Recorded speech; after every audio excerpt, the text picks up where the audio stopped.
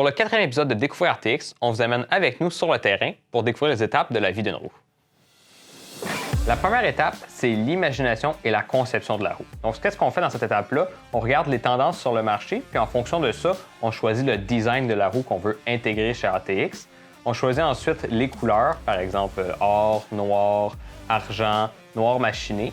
On choisit ensuite les dimensions, 18 pouces, 19 pouces, le bolt pattern pour choisir sur quel véhicule la roue va pouvoir être appliquée. Finalement, on choisit le nom de la roue en fonction de la catégorie dans laquelle la roue RTX va être ajoutée. Par exemple, les roues Air-Spec ont des noms plus courts, comme FF15, puis les roues RTX standard ont des noms plus communs, par exemple la Valkyrie, vous voyez ici.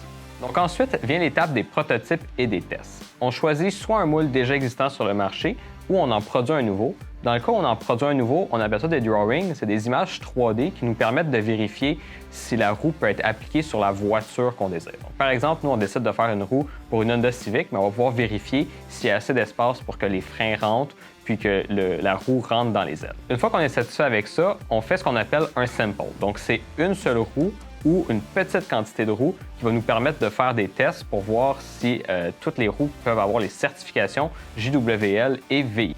La troisième étape est la production. Donc, quand les roues sont prêtes à être mises sur le marché, on les produit en grande quantité. Puis, dans le cas où elles ont besoin d'être machinées, bien, ils vont être machinés après avoir été powder coat.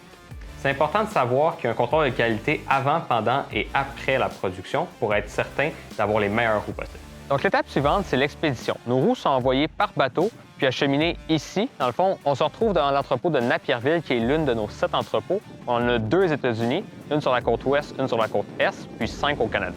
Donc, une fois que les roues arrivent par camion dans l'une de nos entrepôts, on les entrepose ici comme ça.